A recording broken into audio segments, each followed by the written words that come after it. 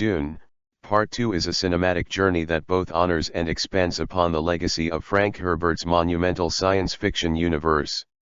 Directed with meticulous care by Denis Villeneuve, this second installment of the adaptation picks up the saga with a sense of purpose, depth, and electrifying narrative propulsion. Where Part 1 carefully laid the groundwork introducing audiences to the immense desert planet of Arrakis, its political maelstrom, and the burdened young Paul Atreides, Part 2 dives deeply into transformation, retribution, and the collision between destiny and agency.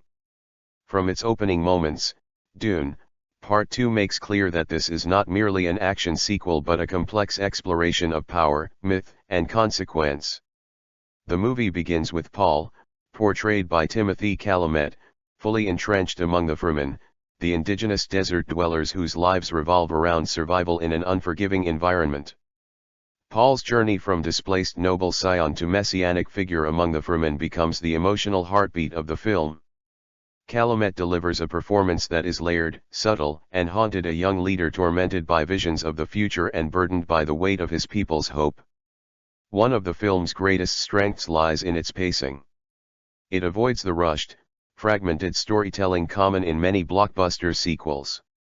Instead, Villeneuve and his co-writers allow scenes to breathe, giving audiences the space to absorb the philosophical and emotional stakes. The slow burn of Paul's evolution is punctuated by breathtaking set pieces including spectacular sandworm sequences and tense battle encounters that are as grand in scale as they are precise in execution. Thematically, Part 2 probes what it means to be a leader, especially one who must face the horrifying cost of prophecy. Paul's visions of a galactic jihad carried out in his name present a haunting moral quandary. He wrestles with whether his destiny is fixed or if he can shape it without succumbing to disastrous fanaticism. This internal conflict elevates Dune beyond mere spectacle. It becomes a meditation on belief, power, and the dangers of mythologizing leaders. Supporting performances add emotional heft. Zendaya returns as Chani, the fierce and resolute Fremen warrior whose loyalty to both her people and Paul becomes a central anchor of the story. Her chemistry with Chalamet is palpable, grounded not in melodrama but in shared survival and mutual respect. Chani is not merely a love interest, she is a character of agency, strength, and crucial influence on Paul's decisions. Meanwhile, Rebecca Ferguson continues to impress as Lady Jessica, Paul's mother, whose own spiritual and political journey intersects with Fremen traditions. Her balancing act between loyalty to her son, her role as a Bene Gesserit, and her adaptability within Fremen culture creates some of the film's most nuanced moments. Ferguson's performance embodies poise and quiet intensity. The antagonists are equally compelling. Stellan Skarsgård's Baron Harkonnen returns as a grotesque embodiment of excess and cruelty. His presence is macabre and chilling without ever descending into caricature. We witness his schemes unfold with a sinister patience that reflects his decades-long machinations against House Atreides. Javier Bardem also delivers a commanding turn as Stilgar, the pragmatic yet deeply principled leader of the Fremen. His relationship with Paul evolves from wary respect to tentative alliance, giving the political machinations of the plot an emotional core grounded in cultural collision and mutual honor. Visually, Dune, Part 2 is a triumph. The film's cinematography captures Arrakis with an almost reverent grandeur, sweeping desert vistas that convey both beauty and mercilessness. The production design feels lived in and rich with cultural texture, from the intricate still suits used by the Fremen to the stark, oppressive architecture of the Harkonnen strongholds. These visual elements contribute to a world that feels expansive yet intimately tangible. Composer Hans Zimmer's score is another highlight. It fuses alien tonalities with haunting motifs that echo in the mind long after the credits roll. The music doesn't just accompany the film, it amplifies the psychological and emotional landscape of the story. Zimmer's use of unconventional instruments and vocal patterns evokes an otherworldly soundscape that complements the epic scope of the narrative. Narratively, Part 2 navigates treacherous waters as it balances world building, character development, and thematic depth. The writing delivers thought-provoking dialogue and avoids the temptation to spoon-feed every philosophical underpinning. Instead, it allows the audience to feel immersed in the politics and spirituality of the Dune universe, trusting viewers to engage actively rather than passively absorb. However, this narrative ambition can sometimes feel dense for those unfamiliar with Herbert's novel or the world established in Part 1. The film assumes a degree of investment and attention that may challenge casual audiences. It does not simplify or dilute Herbert's intricate world, which is a strength for fans of the source material but could present a barrier to new viewers. Plot twists in Part 2 are emotionally resonant and, at times, harrowing. Without giving away every spoiler, Paul's rise among the Fremen culminates in strategic maneuvers against enemy forces that test his moral compass. The film does not shy away from the grim realities of warfare, loss, and sacrifice. Key character deaths and betrayals carry weight because they are tied to well-developed arcs rather than cheap shock value. One of the most striking moments of the film comes toward its climax, a confrontation that forces Paul to confront the intersection of prophecy, power, and personal choice. This sequence is executed with both visual splendor and philosophical weight. The emotional resonance of Paul's decisions and their consequences for those around him lingers, inviting debate long after viewing. In balancing spectacle with substance, Dune, Part 2 stands as one of the more ambitious science fiction films of its generation. It challenges its audience, rewards patience, and delivers emotional depth rarely achieved in franchise storytelling. Villeneuve's direction is assured, his visual style distinctive, and his commitment to Herbert's themes unwavering. Yet, the film is not without its imperfections. Some narrative threads may feel unresolved or postponed, perhaps intentionally, given the sprawling nature of the source material. A few moments of exposition can come across as dense or overly reverent to the book rather than fluid cinematic storytelling. These minor issues, however, are overshadowed by the film's strengths. Dune, Part 2 ultimately succeeds as a cinematic experience that is intellectual, visceral, and emotionally compelling. It deepens our understanding of its characters while expanding the mythos of Arrakis and its people.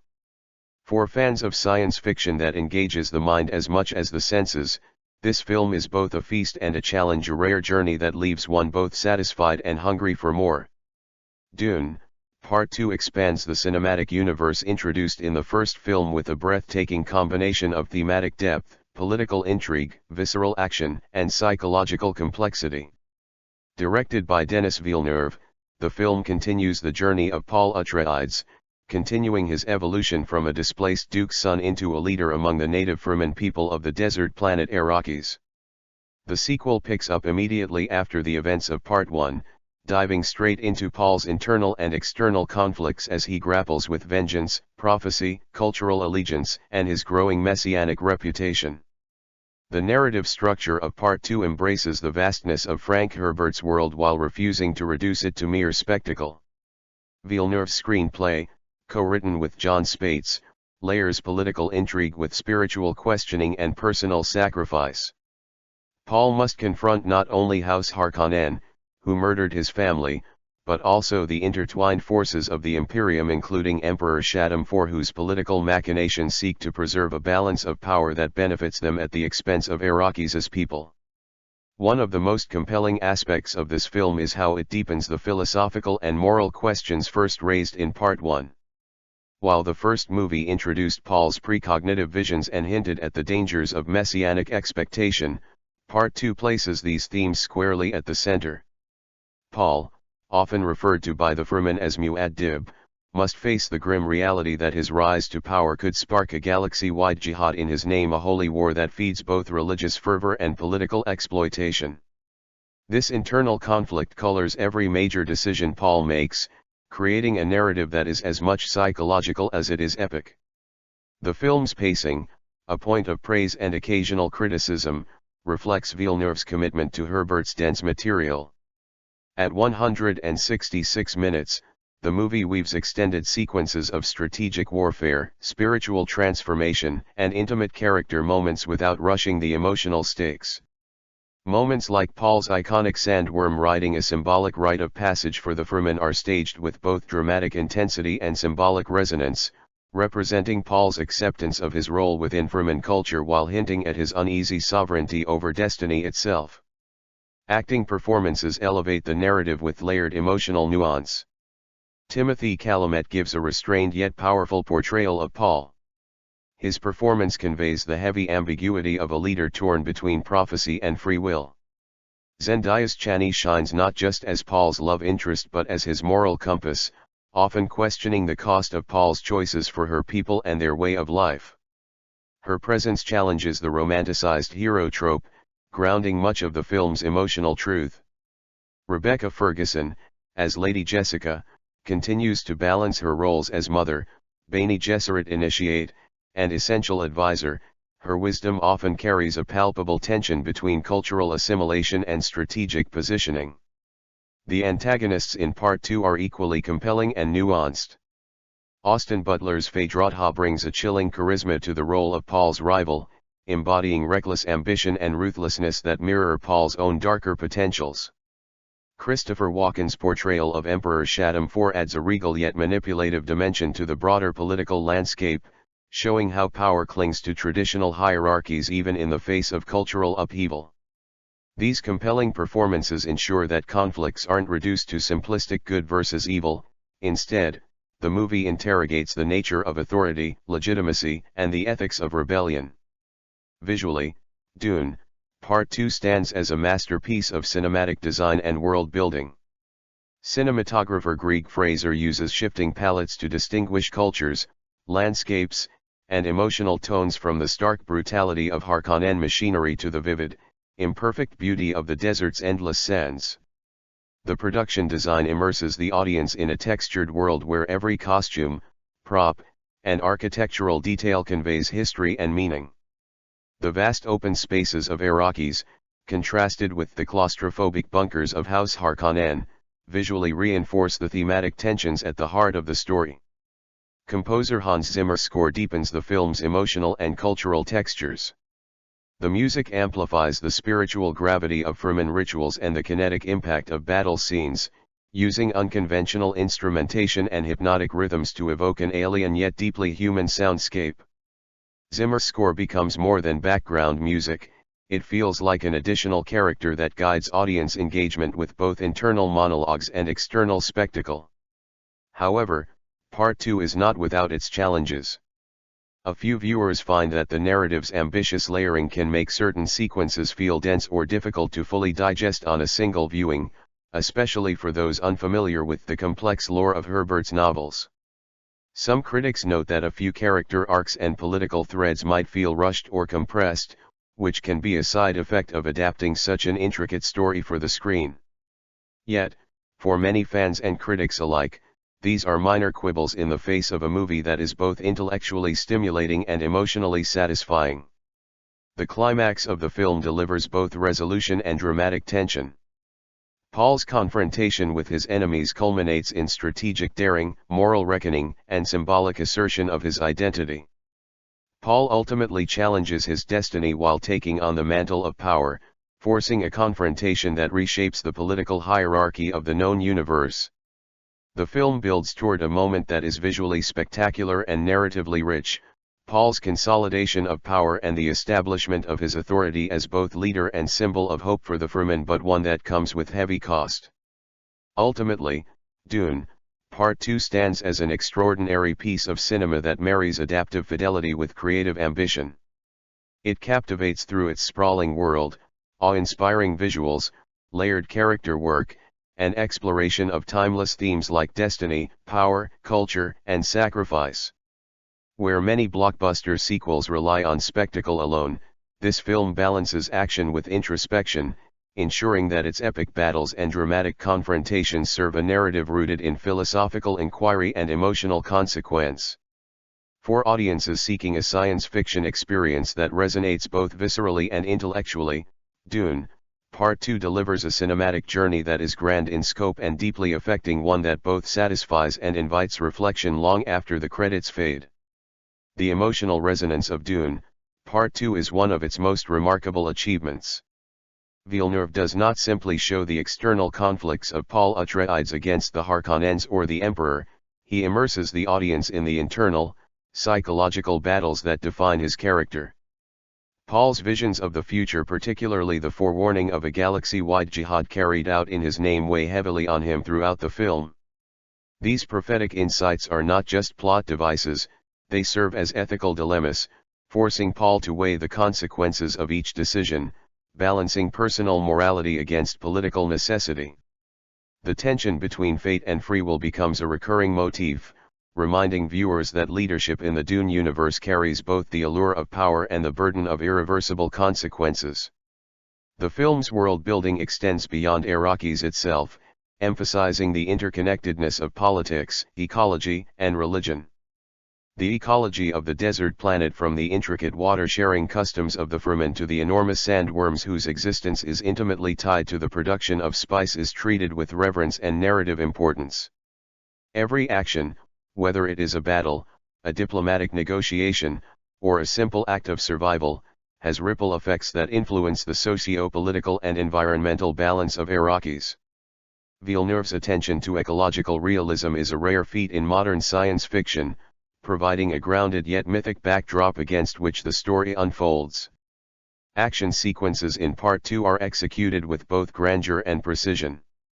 Unlike typical blockbuster spectacle, the action is always contextual, serving character development and plot progression. The sandworm scenes, in particular, are breathtaking, combining practical effects, CGI, and cinematographic artistry to convey the immense scale and danger of the desert environment.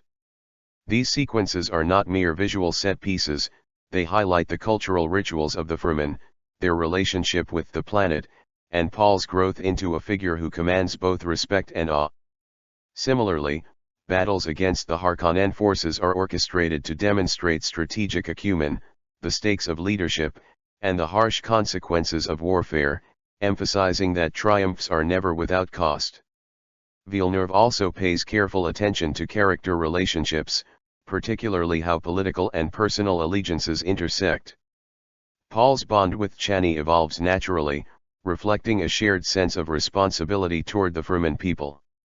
Their relationship is layered, blending romance, camaraderie, and ideological partnership, and provides an emotional anchor amid the epic scope of the narrative. Lady Jessica's interactions with the Fremen highlight cross-cultural adaptation and the blending of political and spiritual understanding, reinforcing the idea that survival in this universe requires both intellect and empathy. The film's antagonists are nuanced and impactful. Baron Harkonnen remains a grotesque symbol of greed and cruelty, yet his malevolence is juxtaposed against the calculated pragmatism of the Emperor and the cunning of minor political players, creating a spectrum of power that is rarely black and white. This complexity encourages the audience to reflect on the nature of evil, leadership, and the price of ambition. Each antagonist is more than an obstacle, they represent systemic forces that challenge Paul's capacity for ethical leadership. The cinematography by Greig Fraser deserves special mention for its ability to convey scale, tension, and emotion simultaneously. Every shot is meticulously framed to reflect narrative purpose. Desert vistas dominate the screen, illustrating the vastness of Arrakis, while tight interiors, whether in Fremen sieges or Harkonnen strongholds, accentuate claustrophobia, power dynamics, and vulnerability. The visual language of the film complements the storytelling, reinforcing themes of isolation, oppression, and destiny. The interplay of light and shadow, particularly in sequences featuring spice-induced visions or nighttime raids, creates a dreamlike yet threatening atmosphere that mirrors the psychological tension experienced by the characters. The film's sound design and score, created by Hans Zimmer, play a critical role in shaping the audience's emotional engagement. Zimmer's use of dissonant textures, tribal rhythms, and deep resonant tones provides an otherworldly yet culturally grounded soundscape. Music and ambient sound are integrated seamlessly into both the intimate character moments and the grand set pieces, underscoring the sense of danger, urgency, and spiritual gravitas that permeates the story. Another noteworthy aspect is the treatment of cultural and religious themes. Villeneuve portrays Fremen spirituality and customs with respect and authenticity, avoiding stereotypes and superficial depictions. The reverence for the planet, the rituals surrounding water, and the emphasis on prophecy and oral tradition are all handled with subtlety and depth. These elements are integral to the narrative, illustrating that the story of Dune is as much about human civilization, belief systems, and ethical dilemmas as it is about interstellar politics or epic battles. From a storytelling perspective, Dune, Part 2 achieves a careful balance between closure and anticipation. Key narrative arcs, including Paul's ascension as a leader and the downfall of House Harkonnen, reach satisfying resolutions while simultaneously opening threads for future exploration. The conclusion is dramatic without resorting to clichés, providing both emotional payoff and intellectual engagement. The audience leaves with a sense of completion yet an awareness of the universe's ongoing complexities, much like Herbert's novels themselves. In terms of production design, the attention to detail is extraordinary. Costumes, architecture, and technology are thoughtfully realized to convey cultural identity, history, and functional realism. Fremen attire is both practical for desert survival and symbolic of their spiritual connection to Arrakis, while Harkonnen designs evoke intimidation, excess, and a disconnect from the natural environment. This visual storytelling reinforces character motivations, social hierarchies, and thematic contrasts between natural harmony and technological dominance. While the film's pacing may challenge viewers unaccustomed to intricate narratives, this deliberate rhythm allows the story's emotional and philosophical depth to flourish. Villeneuve trusts the audience to engage actively, making the viewing experience intellectually and emotionally stimulating. This is not a film that prioritizes spectacle over substance. Instead, every visual, auditory, and narrative element is chosen to deepen immersion and provoke reflection. In conclusion, Dune, Part 2 is a rare blend of spectacle, intellectual rigor, and emotional resonance. It delivers a science fiction epic that respects its literary source while embracing the unique capabilities of cinema to explore themes of destiny, leadership, morality, and cultural identity. The performances are compelling, the visuals are stunning, the score is immersive, and the narrative is challenging yet rewarding. It is a film that demands attention and contemplation, inviting audiences to not only witness an epic saga but also to consider the philosophical questions at its core. For those who appreciate science fiction that is both thought-provoking and viscerally engaging, Dune, Part 2 represents one of the most accomplished cinematic achievements of recent years. It is a journey of power, prophecy, and human complexity that lingers in the mind long after the final frame. Dune, Part 2 excels in its character development, taking the arcs introduced in Part 1 and expanding them with subtlety, nuance, and emotional depth. Paul Atreides, as portrayed by Timothée Chalamet, is the focal point, yet the film ensures that every supporting character has both narrative weight and personal stakes. The transformation of Paul from a reluctant heir into a strategic, almost messianic leader is carefully traced through his decisions, interactions, and the moral dilemmas imposed by the Fremen culture and the political machinations of the Imperium. His visions, which foreshadow the possibility of a violent jihad, are a constant reminder of the dual-edged nature of prophecy, power coupled with responsibility and the potential for catastrophic consequences. The audience is invited to reflect on the burden of foresight and the ethical ambiguity of leading through knowledge that is both a gift and a curse. Chani, played by Zendaya, is elevated from a mere romantic interest to a dynamic partner in both strategy and moral reasoning. Her role is central to the narrative because she challenges Paul's assumptions and provides a perspective grounded in the lived experience of Arrakis. She embodies Fremen resilience, knowledge of the desert ecosystem, and a sense of practical spirituality, making her indispensable to the unfolding story. Her relationship with Paul is multidimensional, blending personal affection, political alliance, and shared commitment to their people. Unlike many adaptations where female characters are relegated to supportive roles, Chani is actively engaged in shaping events, emphasizing the collaborative nature of leadership in the Dune universe.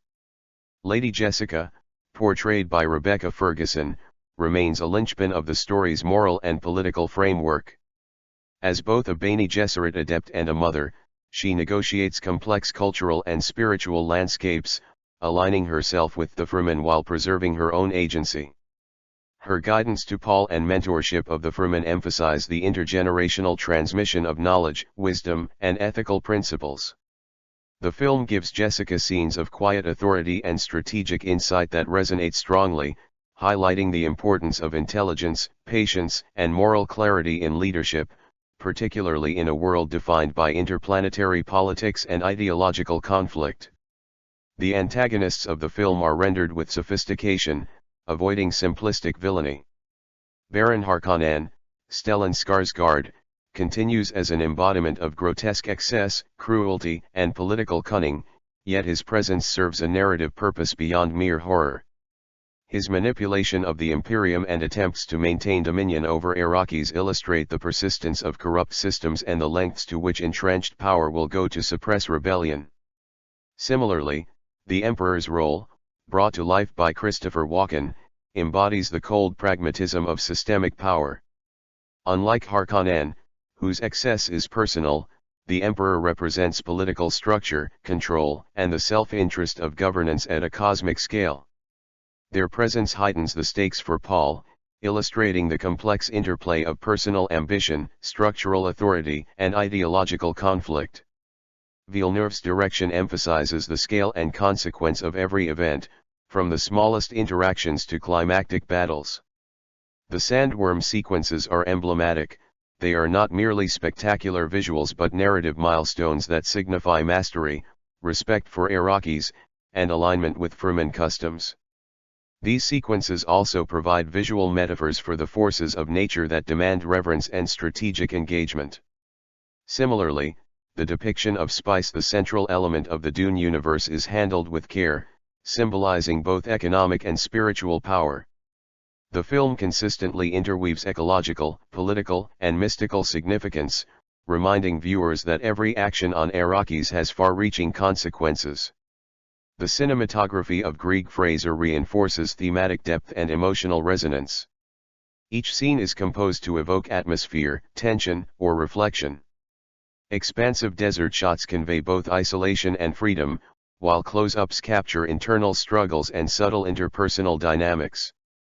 The interplay of light and shadow, especially in scenes depicting spice-induced visions or covert planning, serves to externalize internal conflict and heighten dramatic tension.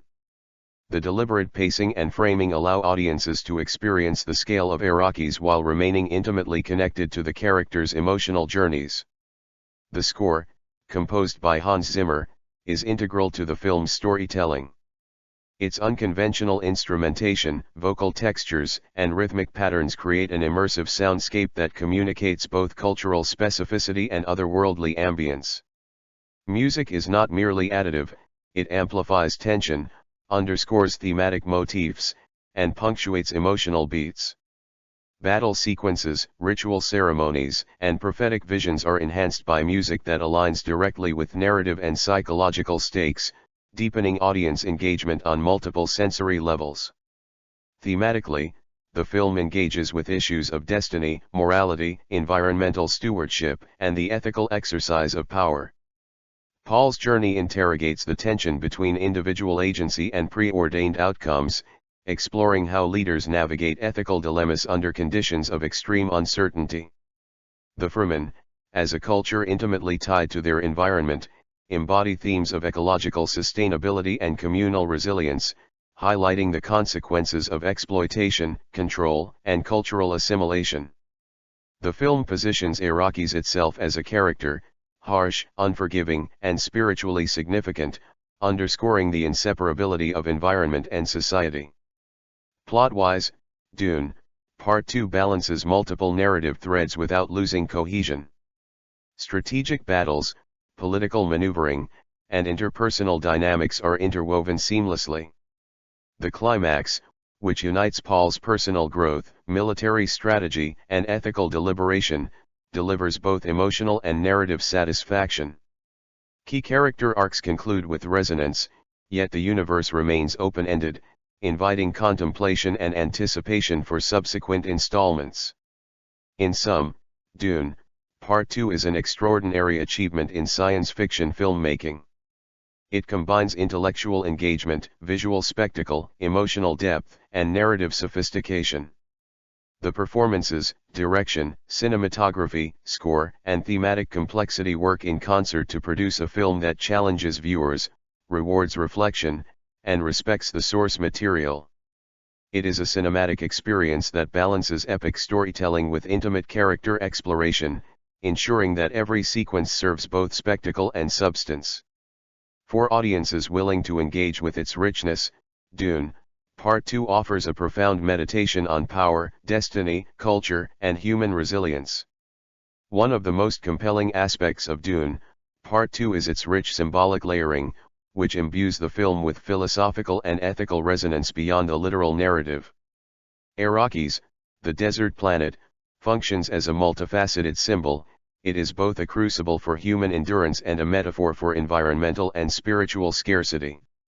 The desert's harshness demands adaptation, reverence, and communal cohesion, mirroring the Fremen's cultural and spiritual framework. In this way, the environment itself becomes a narrative agent, shaping choices, alliances, and conflicts.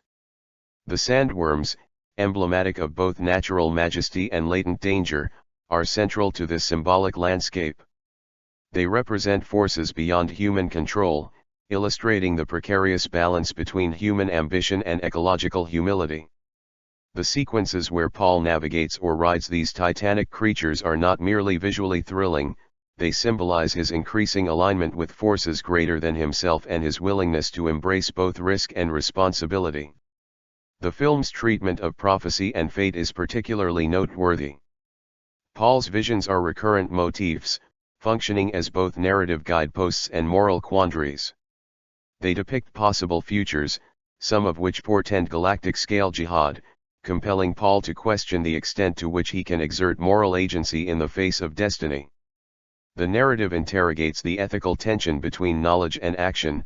Possessing foresight does not absolve one of responsibility but instead multiplies the weight of every decision. This thematic element elevates Dune, Part 2 above conventional science fiction storytelling, framing leadership as a moral as well as strategic challenge.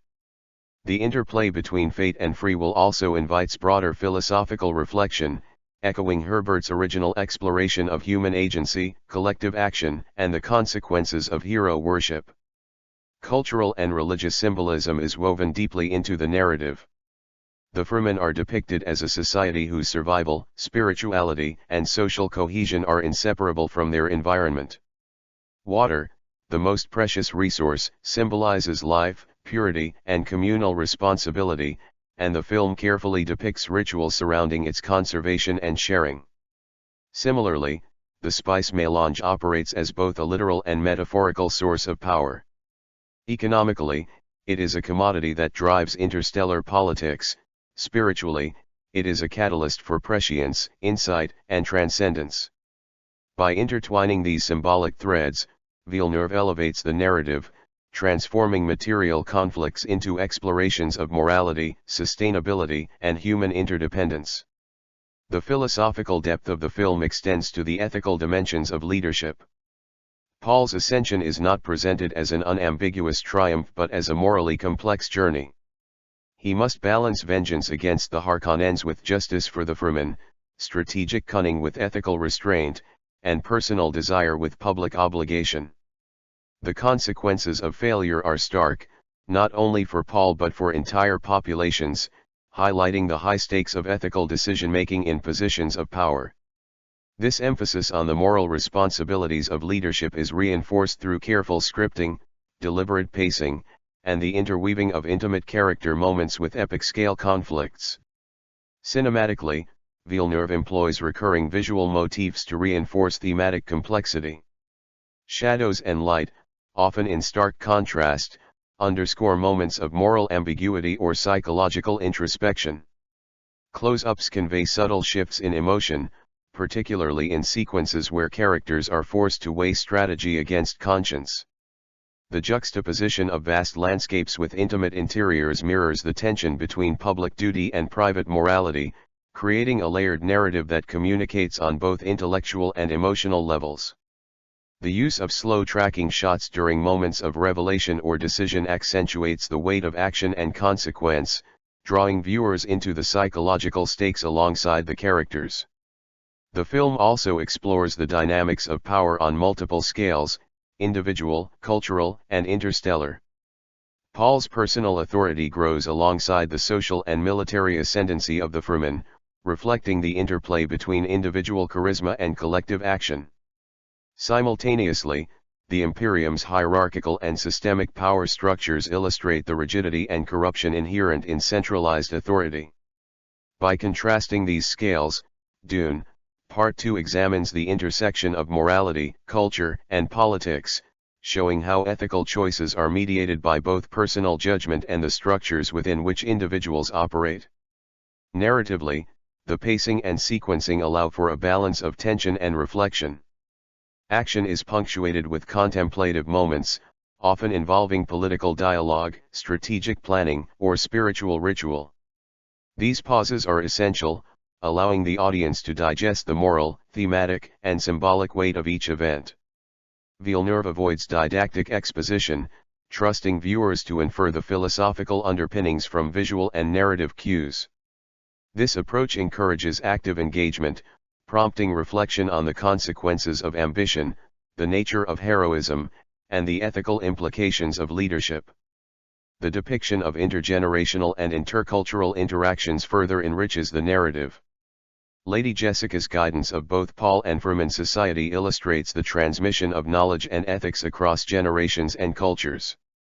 The alliances, tensions, and collaborations among Fremen, Atreides, and other political factions highlight the importance of adaptability, diplomacy, and understanding in navigating complex social landscapes. Each negotiation, betrayal, or alliance is grounded in both strategy and moral reasoning, reinforcing the film's emphasis on the interdependence of practical and ethical decision-making. Finally, the climactic resolution embodies the synthesis of all these elements.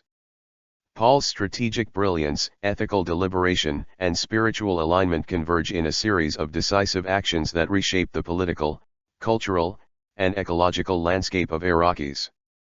Victories are tempered with loss, triumphs are shadowed by the ongoing moral and existential challenges of leadership.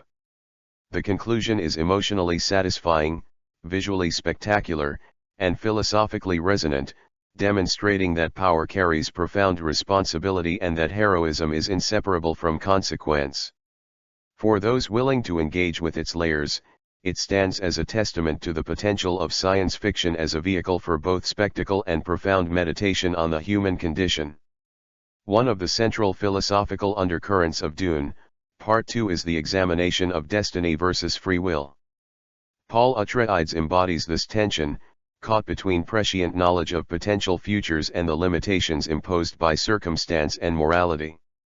Villeneuve emphasizes that knowledge of the future is both a gift and a burden. Paul's visions reveal the catastrophic potential of a galaxy-wide jihad, yet they do not dictate a single course of action.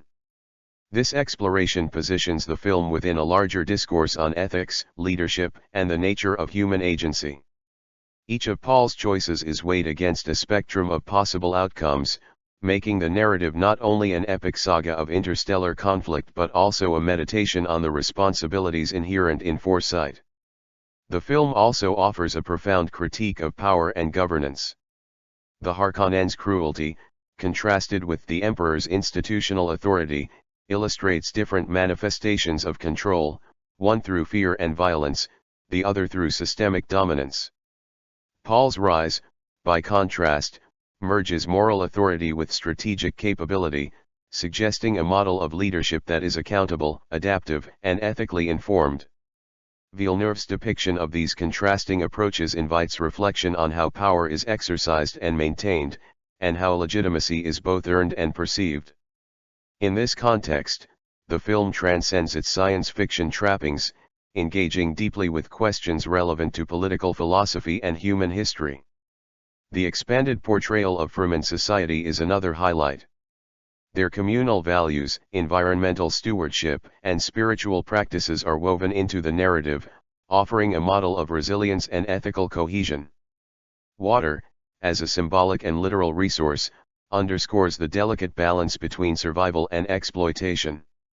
The rituals surrounding its preservation and use reinforce the moral and ecological philosophy of the Fremen, providing context for their loyalty to Paul and their broader socio-political engagement. Through these cultural depictions, Dune, Part 2 examines the interconnectedness of environment, culture, and governance, emphasizing that leadership cannot be separated from ethical stewardship of both people and planet. Cinematically, Villeneuve employs a remarkable blend of scale and intimacy. Expansive desert vistas are juxtaposed with tightly framed interior shots, creating a visual tension that mirrors narrative stakes. Sandstorms, spice-laden visions, and desert nights are rendered with meticulous attention to light, shadow, and composition, creating scenes that are both visually stunning and thematically resonant. The film's editing rhythm allows for reflection between sequences of high tension, ensuring that action serves narrative and character development rather than spectacle alone. This deliberate pacing is critical to the audience's understanding of the story's moral and philosophical dimensions. The performances of the ensemble cast further enrich the narrative. Timothée Chalamet's portrayal of Paul conveys both the weight of expectation and the vulnerability of personal conscience. His quiet moments of introspection are as compelling as his strategic decisions in battle or negotiation. Zendaya's Chani balances strength and empathy, reflecting the lived experience and cultural knowledge of the Fremen, and her guidance often shapes Paul's choices in ethically significant ways. Lady Jessica's role as mentor and moral compass emphasizes the continuity of knowledge and values across generations, reinforcing the narrative's focus on ethical decision-making and cultural respect. The antagonists are equally multidimensional. Baron Harkonnen's grotesque excess and brutality are counterbalanced by his calculated political intelligence, illustrating the interplay between personal vice and structural manipulation. Emperor Shaddam IV represents institutional power and the often cold calculus of political stability. By presenting these antagonists with nuance, the film avoids simplistic moral binaries, instead exploring the spectrum of ethical compromise, ambition, and the consequences of unchecked authority. Sound and music are integral to the film's immersive experience. Hans Zimmer's score, with its unconventional instrumentation and vocalizations, complements both the vast scale of the desert and the intimate psychological struggles of the characters. The music's rhythm and tone enhance the tension of battle sequences, the solemnity of Fremen rituals, and the intensity of Paul's visions, creating a cohesive sensory narrative that reinforces thematic depth. In terms of narrative structure, Villeneuve maintains a careful balance between exposition, action, and reflection. Strategic sequences are interspersed with moments of character development and philosophical dialogue, ensuring that the audience is engaged both emotionally and intellectually. The interplay of personal stakes with political and environmental challenges makes the story multifaceted, emphasizing that every choice carries consequences for individuals, communities, and entire civilizations. The thematic exploration of heroism is particularly striking. Paul's journey interrogates traditional notions of the hero. He is not simply a figure of strength or destiny but a character defined by ethical engagement, strategic thinking, and emotional intelligence. His triumphs are intertwined with loss, moral complexity, and the ongoing responsibilities of leadership. In doing so, the film challenges the audience to consider what it truly means to be a leader and the ethical dimensions inherent in wielding influence and power. Visual symbolism extends beyond character and environment to encompass broader narrative motifs. The repeated imagery of spice, sandworms, water, and desert landscapes reinforces the interconnectedness of environment, culture, and destiny. These visual elements are not merely aesthetic but function as metaphors for power, survival, and the ethical considerations that define the human experience on Arrakis. Ultimately, Dune, Part 2 is a film that rewards thoughtful engagement. It combines narrative complexity, philosophical inquiry, ethical exploration, and cinematic artistry to create a work that is intellectually stimulating and emotionally resonant. Its exploration of destiny, leadership, culture, and morality ensures that the story is both epic in scope and deeply personal in its character studies. For audiences seeking science fiction that challenges, engages, and inspires reflection, Dune, Part 2 is not only a continuation of a beloved saga but a profound meditation on the human condition, power, and responsibility. We've now reached an extremely richly detailed analysis spanning themes, characters, philosophy, cinematography, and music. In Dune, Part 2, the interplay of subplots enriches the narrative, creating a layered cinematic experience that rewards attentive viewing. One of the most significant subplots involves the strategic maneuvers of House Corino and the Emperor, whose political calculations provide context for the stakes of Paul's insurgency. By juxtaposing the intimate, desert-bound experiences of the Fremen with the opulent, scheming halls of imperial power, Villeneuve emphasizes the tension between centralized authority and localized resistance. This narrative layering not only heightens suspense but also deepens the thematic resonance, illustrating that personal and collective actions reverberate across political and cultural systems. The film also delves into the evolution of secondary characters, ensuring that their arcs contribute meaningfully to the story's moral and philosophical landscape.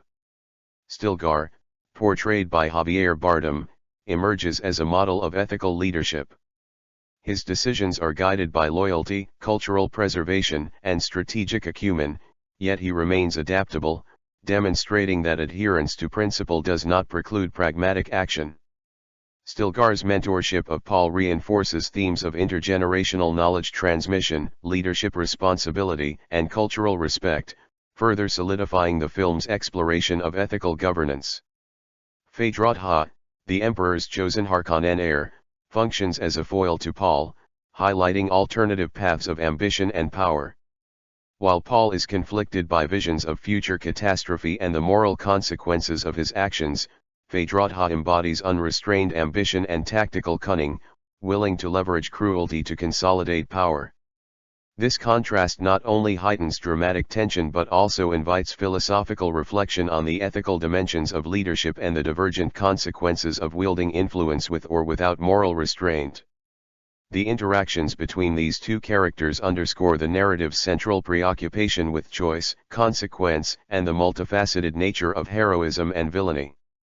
The spiritual and mystical aspects of the story are further explored through Paul's prescient visions and the rituals of the Fremen. These sequences are visually and narratively dense, combining symbolic imagery with plot-relevant information. The visions often use disorienting perspectives, layered effects, and nonlinear narrative cues to convey the complexity of temporal foresight. These moments challenge the audience to engage actively, interpreting symbolic meaning while tracking narrative implications. The visual sophistication of these sequences, combined with Hans Zimmer's ethereal score, transforms them into immersive experiences that extend beyond mere exposition, providing both sensory and intellectual engagement. Ecological symbolism remains a cornerstone of the film's thematic depth. The delicate balance between spice harvesting, water conservation, and the survival of the Fremen emphasizes the consequences of environmental stewardship.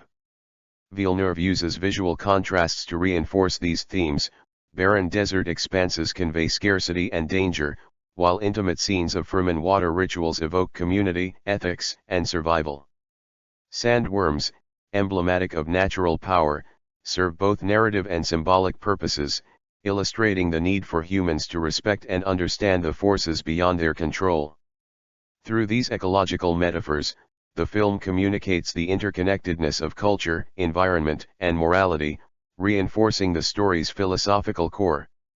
The film's production design continues to impress with meticulous attention to detail. Every set, costume, and prop carries narrative weight, reinforcing both cultural identity and character psychology. Fremen still suits are designed not only for practicality but as symbols of adaptation, resilience, and the integration of culture and environment. Harkonnen architecture is oppressive, labyrinthine, and grotesque, reflecting moral corruption and detachment from natural harmony. The Emperor's Palace, by contrast, embodies institutional rigidity and the sterility of centralized authority. These visual distinctions underscore character motivations, ethical frameworks, and the broader thematic concerns of the narrative. Cinematographically, Villeneuve and Grieg Fraser employ techniques that highlight scale, tension, and thematic nuance simultaneously. Wide-angle desert vistas evoke both isolation and epic scope, while intimate framing captures nuanced interpersonal dynamics. The use of light and shadow communicates psychological and ethical states. Shadow often symbolizes moral ambiguity or impending conflict, while light may signify revelation, clarity, or transcendence. Tracking shots during action sequences and moments of ritual elevate both narrative tension and visual immersion, reinforcing the film's thematic interplay between individual choice and systemic forces. Narratively, the film masterfully balances multiple threads without sacrificing coherence. Interwoven political plots, personal arcs, and cultural exploration ensure that each scene contributes to overarching narrative and philosophical objectives. Villeneuve avoids exposition-heavy sequences, instead allowing audience inference and engagement. This approach creates an immersive experience, requiring active interpretation and reflection, and reinforcing the story's complex moral landscape.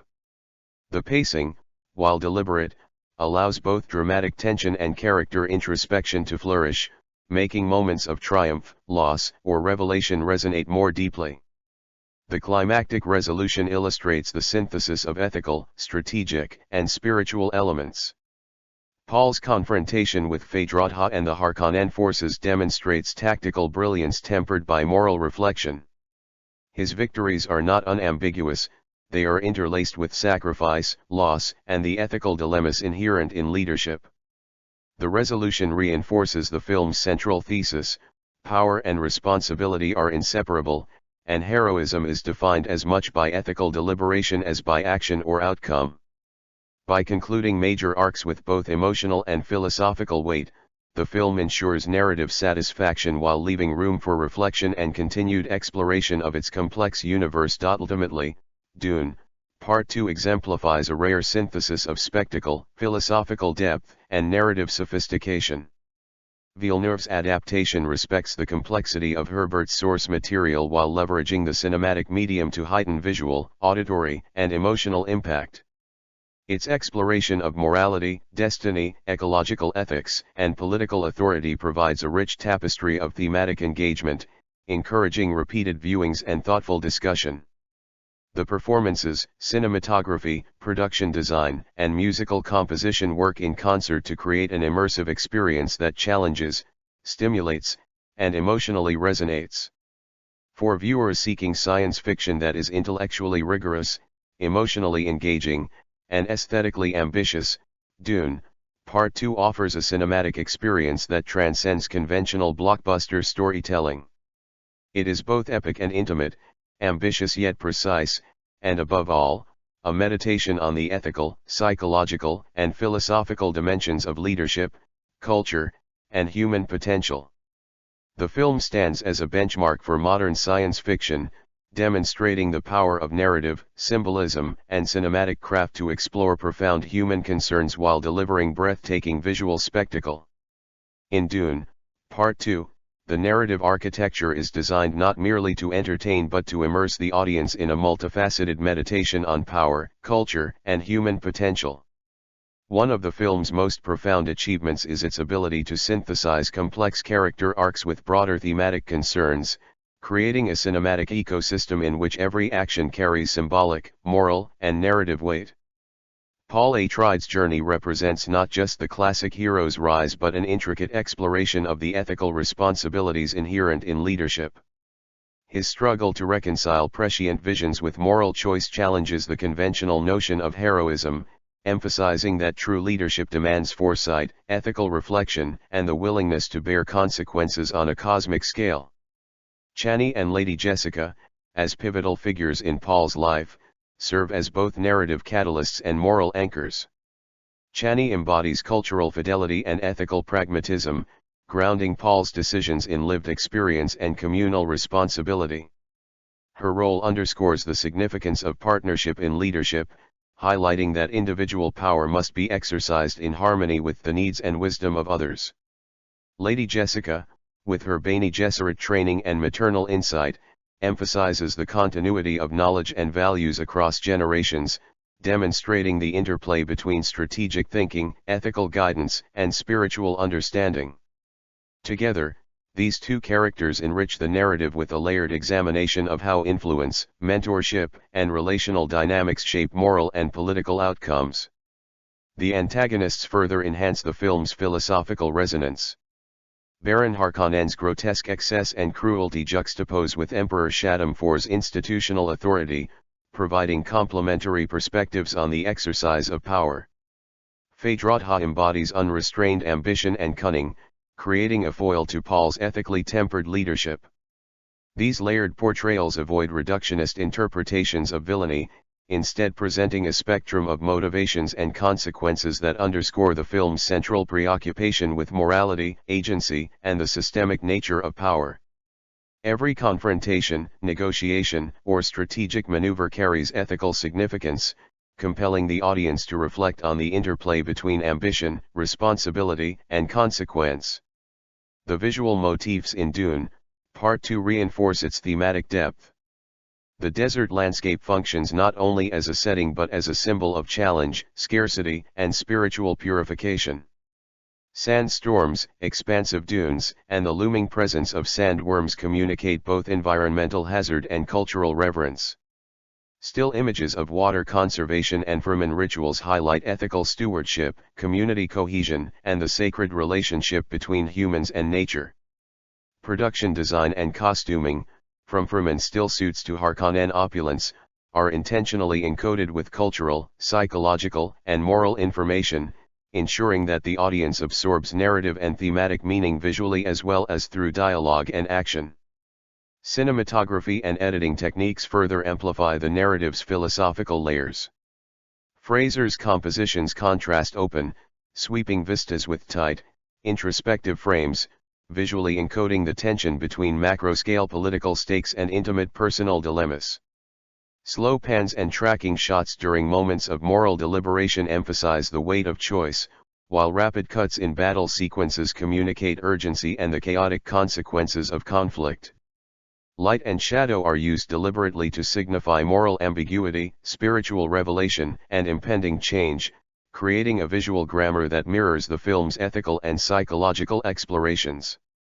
Music and sound design, crafted by Hans Zimmer, are equally instrumental in shaping the film's immersive experience. The score employs unconventional instrumentation and vocalization to evoke the alien yet culturally grounded soundscape of Arrakis. Its rhythmic and tonal shifts correspond directly to narrative beats, heightening tension during strategic encounters, enhancing the mystique of prescient visions, and underscoring the solemnity of ritualistic or spiritual moments. Sound and music operate as narrative devices, reinforcing both plot and thematic resonance while guiding emotional engagement. The film's exploration of destiny and moral responsibility reaches its apex in the climactic sequences, where personal, cultural, and systemic stakes converge. Paul's strategic, ethical, and spiritual decisions culminate in a resolution that is both satisfying and philosophically provocative. Triumph is inseparable from consequence, victories are accompanied by ethical compromise, loss, and reflection. Villeneuve ensures that narrative closure does not simplify the moral landscape, emphasizing the ongoing nature of leadership, the burden of foresight, and the persistent tension between individual ambition and collective well-being. Additionally, the interweaving of political, ecological, and spiritual subplots reinforces the film's narrative cohesion and thematic density. Imperial politics, Harkonnen machinations, and Fremen cultural preservation interact dynamically, ensuring that each decision reverberates across multiple layers of narrative, ethical, and environmental significance. This structure elevates the film beyond conventional space opera, presenting a story that is simultaneously intimate, epic, and morally intricate. Ultimately, Dune, Part 2 is a masterclass in cinematic storytelling that harmonizes spectacle with introspection, intellectual rigor with emotional resonance, and narrative complexity with ethical meditation. It challenges the audience to engage deeply with questions of destiny, morality, ecological responsibility, and leadership. Every character, visual motif, and musical cue serves a purpose, contributing to a cohesive, immersive, and philosophically rich cinematic experience. Villeneuve's adaptation demonstrates the potential of science fiction to explore profound human and societal concerns while delivering breathtaking aesthetic and narrative impact. In conclusion, the film represents a convergence of narrative sophistication, visual grandeur, performative nuance, and philosophical inquiry. It is a cinematic experience that demands attention, contemplation, and reflection. For audiences seeking science fiction that is simultaneously epic, intimate, ethical, and intellectually engaging, Dune, Part 2 is a landmark achievement, one that redefines the boundaries of the genre and leaves a lasting impression through its exploration of destiny, morality, culture, and human resilience. Dune, Part 2 meticulously expands upon its ensemble cast, giving each character a meaningful arc that resonates with the film's philosophical and ethical themes. Paul Atreides, as the central figure, is not merely a heroic protagonist, he is a lens through which the film examines morality, destiny, and leadership. His prescient visions, while offering potential guidance, also impose a moral burden, the knowledge that every decision can trigger unintended consequences on a galactic scale. Paul's internal struggle is layered, reflecting his need to reconcile personal ambition with ethical responsibility. Villeneuve carefully balances Paul's strategic genius with his emotional vulnerability, ensuring that his growth feels earned rather than dictated by narrative necessity. Chani, the Fremen warrior, emerges as both a moral and tactical guide for Paul. Her intimate knowledge of Arrakis and its people shapes critical decisions, highlighting that survival and leadership are inseparable from ethical judgment and cultural understanding. Chani's arc is also emotionally resonant.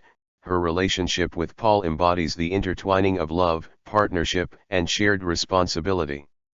Unlike many science fiction narratives where secondary characters serve primarily as support, Chani influences key strategic and moral decisions, emphasizing the film's theme that leadership is collaborative and ethically mediated. Lady Jessica's journey continues to explore themes of maternal guidance, cultural adaptation, and political pragmatism. Her Bene Gesserit training enables her to navigate complex social structures while imparting moral wisdom to Paul. Jessica's interactions with the Fremen demonstrate the film's focus on cultural respect, adaptability, and ethical engagement.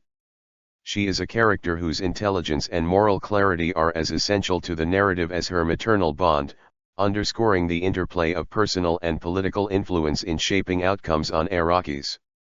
Stilgar, the Fremen leader, provides a contrasting model of leadership grounded in ethical pragmatism, cultural knowledge, and loyalty. His mentorship of Paul highlights the importance of intergenerational knowledge transfer and ethical decision-making in leadership.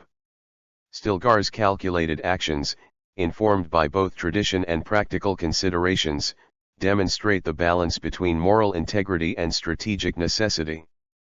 His presence reinforces the film's exploration of how culture, environment, and ethical responsibility intersect in the exercise of power. Antagonistic forces are portrayed with nuanced sophistication.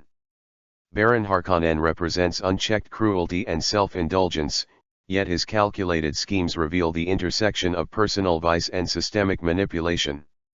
Phaedra embodies ambition and tactical cunning, serving as a foil to Paul's ethically informed leadership.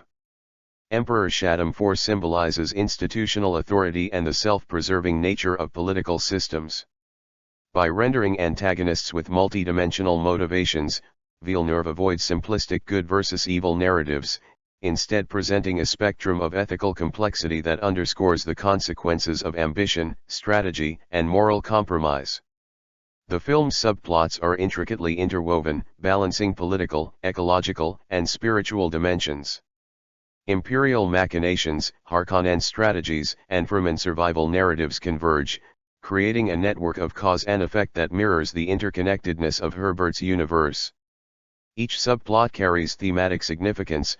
Battles are not merely physical confrontations but ethical tests, alliances are informed by culture, loyalty, and moral judgment, and resource management, particularly regarding water and spice, symbolizes broader concerns about environmental stewardship and communal responsibility. Symbolic motifs reinforce thematic depth throughout the film. Arrakis itself is a character, vast, perilous, and spiritually significant. The sandworms, recurring as both threats and allies, represent the power of nature and the consequences of human interaction with it. Spice, central to the plot, functions on multiple levels, as an economic commodity, a tool of prescience, and a symbol of power and responsibility. Water is both literal and metaphorical, representing life, community, and ethical obligation. Through these motifs, Villeneuve communicates complex ideas visually, reinforcing narrative themes without reliance on exposition. The film's cinematography and production design enhance both narrative clarity and thematic resonance. Wide-angle shots capture the enormity of Arrakis and the scale of conflict, while close-ups convey subtle emotional nuance. The interplay of light and shadow accentuates moral ambiguity and psychological tension. Costumes, architecture, and props are coded with narrative significance.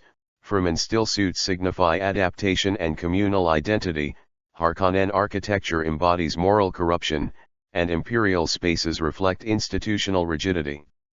These visual cues deepen audience understanding of character motivation and thematic intent. Hans Zimmer's score contributes to the immersive storytelling. Its use of unconventional instrumentation and vocal patterns creates a sense of otherworldliness while remaining culturally anchored. Music aligns with narrative beats, enhancing tension during combat, solemnity during ritual, and emotional resonance during introspective sequences. Sound design and score function as narrative tools, guiding audience perception and emphasizing the moral and philosophical stakes of each scene. The climactic sequences integrate character arcs, thematic motifs, and narrative resolution. Paul's confrontation with Feyd-Rautha and the Harkonnen forces is simultaneously strategic, moral, and symbolic. Victories are tempered with loss, and triumph carries ethical weight. These sequences crystallize the film's exploration of leadership, destiny, and responsibility, emphasizing that power is inseparable from moral accountability. In sum, Dune, Part 2 is a cinematic achievement that combines narrative sophistication, philosophical inquiry, visual artistry, and emotional depth. It challenges audiences to engage with questions of morality, power, and environmental ethics, while delivering a story that is both epic and intimately human. Villeneuve's direction, combined with exceptional performances, meticulous production design, innovative cinematography, and a compelling score, creates a film that is immersive, intellectually stimulating, and emotionally affecting. For viewers seeking a science fiction experience that is profound, visually striking, and ethically complex, Dune, Part 2 stands as a landmark in the genre, offering insight into human nature, leadership, and the consequences of destiny intertwined with choice. It is a cinematic exploration that rewards multiple viewings, reflection, and discourse, making it not only a continuation of an epic saga but a meditation on the intricate web of ethics, power, culture, and human potential. Dune, Part 2 operates not only as an epic narrative but also as a profound meditation on the interplay of morality, power, and human potential. At its core, the film examines how leadership is inseparable from ethical responsibility, and how personal choice interacts with broader societal and cosmic forces. Paul Atreides' journey illustrates the inherent tension between destiny and free will, portraying a protagonist whose prescient abilities offer both guidance and ethical burden. The weight of knowledge, particularly knowledge that foretells potential catastrophe, is a recurring philosophical theme. The narrative interrogates whether foresight alleviates moral responsibility or intensifies it, challenging audiences to contemplate the complex relationship between knowledge, action, and consequence. The film's structure skillfully integrates character-driven arcs with expansive world-building, allowing thematic depth to emerge organically. Each character embodies distinct ethical, cultural, or philosophical perspectives that illuminate the broader moral landscape. Paul's evolution is mirrored by Chani's grounding influence, Lady Jessica's moral and strategic guidance, and Stilgar's pragmatic wisdom, highlighting that effective leadership necessitates collaboration, cultural understanding, and moral discernment. Antagonists such as Baron Harkonnen, Phaedra, and Emperor Shaddam IV function as ethical foils, each representing divergent approaches to power, unrestrained cruelty, ambitious pragmatism, and institutional calculation. The tension between these forces creates a narrative ecosystem in which every action has both immediate and long-term ethical consequences. Symbolism permeates the film's visual and narrative fabric. Arrakis is both a literal environment and a metaphorical canvas, embodying the harsh realities of survival, the spiritual significance of adaptation, and the consequences of human interference with natural systems. The sandworms, recurring and awe-inspiring, symbolize the uncontrollable power of nature and the ethical imperative to respect forces beyond human command. Spice serves as a multifaceted symbol, a literal economic resource, a tool for prescient insight, and a metaphor for the spiritual and moral consequences of power. Water, in both ritualistic and practical contexts, reinforces themes of community, survival, and ethical stewardship. Through these motifs, Villeneuve transforms the Dune universe into a philosophical laboratory, exploring the ethical and spiritual dimensions of human interaction with environment and society. Cinematography and production design enhance thematic resonance. Fraser's compositions balance expansive vistas with intimate frames, visualizing the tension between macro-level political stakes and micro-level personal dilemmas. Strategic use of light and shadow conveys moral ambiguity, psychological tension, and narrative foreshadowing. Set design and costuming provide visual subtext. Fremen still suits reflect adaptation and cultural continuity. Harkonnen architecture embodies moral corruption and oppressive dominance, and imperial spaces manifest systemic rigidity and ethical detachment. Every visual element contributes to the philosophical and narrative coherence of the film, reinforcing character motivations and thematic intention. The score and sound design by Hans Zimmer remain central to the immersive experience. Music is not merely accompaniment, it is narrative, emotional, and philosophical commentary. Unconventional instrumentation and vocalization create a sonic environment that reflects cultural specificity, otherworldly ambience, and moral tension. The score aligns with the narrative's ethical stakes, amplifying the weight of strategic decisions, spiritual rituals, and climactic confrontations. Sound operates as an additional layer of storytelling, subtly guiding audience perception and reinforcing the film's complex moral and thematic architecture. Subplots involving the Fremen, the Imperium, and the Harkonnen forces are interwoven to create a tapestry of ethical, political, and cultural tension.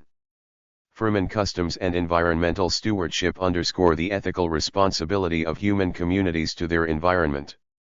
Political intrigue among imperial forces illustrates the moral compromises inherent in systemic power.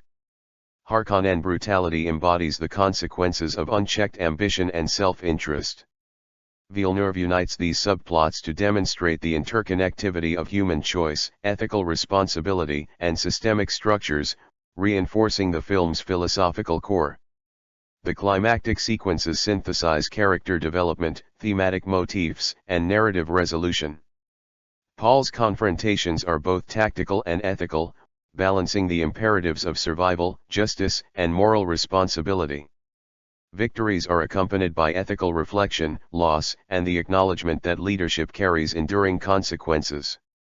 Symbolism, including sandworms, spice, and ritualized combat, reinforces the stakes of both action and morality. The resolution is narratively satisfying while leaving open questions about destiny, cultural integration, and the ethical exercise of power, ensuring philosophical engagement persists beyond the film's runtime. Ultimately, Dune, Part 2 achieves a rare synthesis of intellectual, emotional, and aesthetic engagement. It is a film that simultaneously challenges and rewards, offering breathtaking visuals, immersive soundscapes, morally complex characters, and philosophical depth. Its exploration of power, leadership, destiny, and ethical responsibility elevates it beyond conventional science fiction, creating a narrative that resonates on intellectual, emotional, and ethical levels. For viewers seeking a cinematic experience that merges epic spectacle with profound reflection, Dune, Part 2 is a landmark achievement, exemplifying the potential of science fiction to illuminate the human condition, ethical responsibility, and the delicate balance between personal ambition and collective welfare. Dune, Part 2 elevates cinematic storytelling through the meticulous integration of visual motifs, musical cues, and symbolic resonance, creating a layered narrative that functions simultaneously on aesthetic, emotional, and philosophical levels. One of the most compelling visual motifs is the use of desert imagery to convey both scale and thematic weight. The sweeping vistas of Arrakis are not merely landscapes but narrative devices that communicate isolation, endurance, and spiritual significance. The desert's harshness underscores the stakes of survival while symbolically reflecting the inner landscapes of the characters, Paul's burden of foresight, Chani's cultural rootedness, and the Fremen's adaptation to environmental scarcity. Sandstorms, constantly threatening, serve as a recurring metaphor for the uncontrollable forces of destiny, echoing Paul's own confrontation with preordained outcomes and moral responsibility. Sandworms, monumental and awe-inspiring, recur as a central symbol of the interdependence between humans and their environment. Each encounter with these creatures reinforces Paul's ethical integration into Fremen society and demonstrates the consequences of human hubris when natural forces are disrespected. The visual depiction of sandworms combines practical effects, CGI, and meticulous cinematography, resulting in sequences that are simultaneously terrifying, majestic, and philosophically resonant.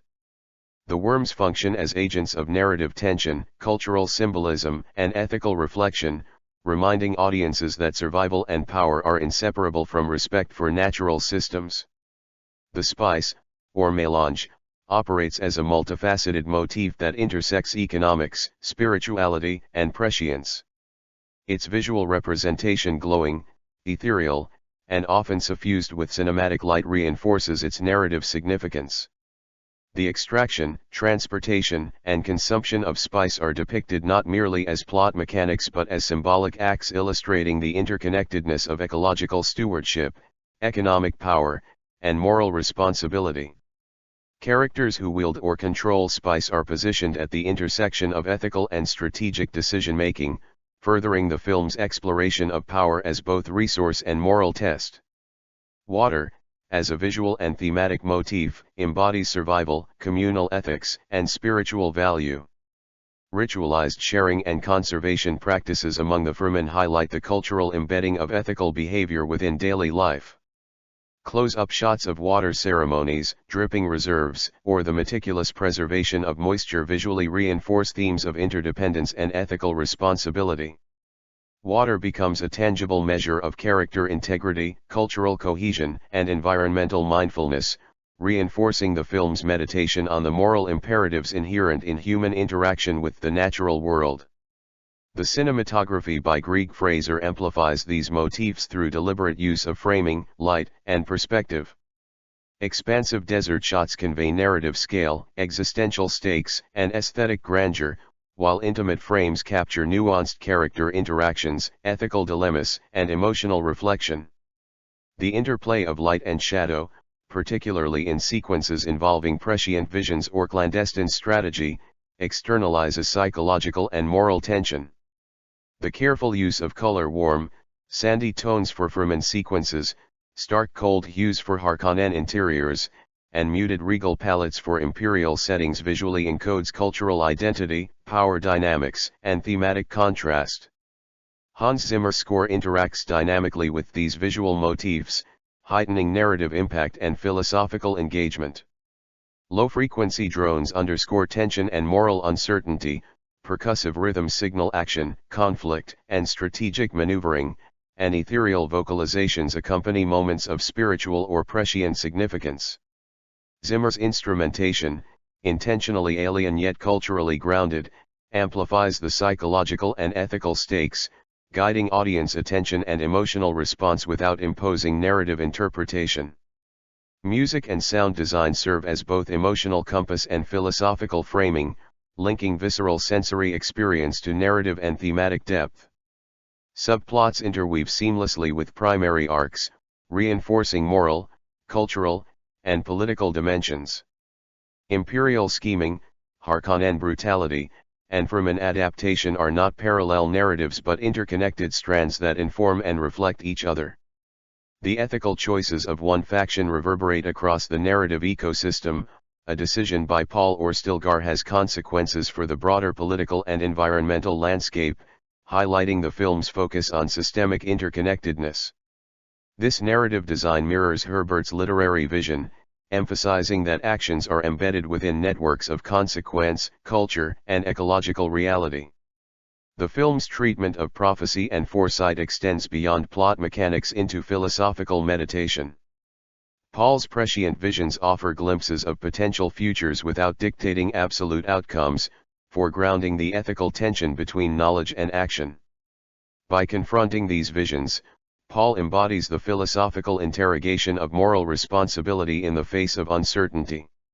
Every strategic decision, alliance, or act of violence carries ethical implications, reinforcing the film's central thesis that leadership is inseparable from moral accountability. The climactic sequences consolidate these motifs and subplots into a cohesive narrative resolution. Paul's confrontation with Phaedra and the Harkonnen forces synthesizes strategic brilliance, moral reflection, and symbolic significance. Victories are inseparable from ethical consequence. Each act of triumph carries loss, responsibility, and reflection. Visual symbolism from sandworm integration to ritualized combat underscores the philosophical and moral dimensions of these actions, ensuring that narrative satisfaction is coupled with intellectual and emotional engagement. Ultimately, Dune, Part 2 is a masterclass in integrating cinematic technique, thematic richness, and philosophical depth. Villeneuve achieves a synthesis of spectacle, moral inquiry, and narrative sophistication, creating a film that engages audiences on multiple levels, visually, emotionally, intellectually, and ethically. The combination of character complexity, cultural fidelity, visual motif coherence, musical immersion, and thematic layering establishes Dune, Part 2 as a landmark achievement in modern science fiction cinema. It is a film that rewards repeated viewings and reflective engagement, offering new insights into character motivation, ethical dilemmas, and the consequences of power with each experience. For viewers seeking a narrative that is intellectually rigorous, emotionally resonant, and aesthetically immersive, Dune, Part 2 represents not only the continuation of an epic saga but a profound meditation on destiny, leadership, morality, and human potential. Its achievements in narrative integration, visual and musical artistry, and philosophical resonance make it a definitive exemplar of science fiction's capacity to explore complex ethical and cultural landscapes while delivering cinematic spectacle of the highest order. Dune, Part 2 represents the culmination of a meticulously crafted narrative universe, integrating complex character arcs, philosophical meditation, and immersive cinematic artistry into a cohesive whole. At the heart of the film is Paul Atreides, whose evolution from a hesitant heir into a prescient leader embodies the film's exploration of destiny, morality, and ethical responsibility. Every decision Paul makes, whether tactical, political, or personal, carries weighty consequences, reflecting Herbert's original interrogation of the responsibilities that accompany foresight and power.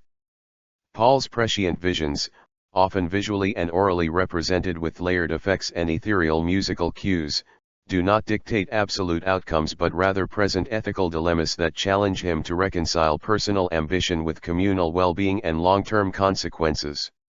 Chani, as both guide and moral compass, reinforces the ethical and cultural grounding of Paul's decisions. Her deep understanding of Arrakis, its ecology, and the Fremen culture allows her to shape strategy and influence Paul's choices, emphasizing that leadership is collaborative and informed by cultural wisdom. Lady Jessica provides intergenerational guidance, blending Bene Gesserit discipline with maternal insight, serving as a stabilizing moral and strategic influence. Together, these central figures illustrate the film's thesis that leadership and ethical decision-making are inseparable from relational dynamics and cultural knowledge. The antagonists serve as ethical and strategic foils, each representing a different manifestation of power. Baron Harkonnen exemplifies cruelty and indulgence unchecked by moral consideration. Phaedratha embodies cunning ambition and the willingness to manipulate moral norms for personal gain. Emperor Shaddam IV represents institutional power, systemic authority, and the political calculus of maintaining control. The interplay of these antagonistic forces with Paul and the Fremen highlights the spectrum of ethical decision-making in positions of influence, framing the film as an inquiry into the moral dimensions of leadership and governance. Visual motifs are carefully integrated to reinforce narrative and philosophical themes. Arrakis functions as both environment and metaphor, its vast deserts reflecting isolation, endurance, and spiritual trial. Sandworms symbolize natural power and ethical reverence, their presence demanding respect for forces beyond human control. The spice melange operates as a symbol of economic leverage, spiritual insight, and ethical responsibility. Water, ceremonial and practical, embodies communal ethics, life-sustaining resource management, and the consequences of moral choice. These motifs, combined with Fraser's cinematography, create a visual language that communicates narrative, thematic, and ethical information simultaneously, ensuring that every frame contributes meaningfully to the audience's understanding. Hans Zimmer's score complements and amplifies these motifs, using unconventional instrumentation, vocal textures, and rhythmic variation to mirror emotional, ethical, and philosophical currents. Music underscores critical moments from ritualistic sequences to battle scenes and prescient visions, guiding the audience's emotional and intellectual engagement.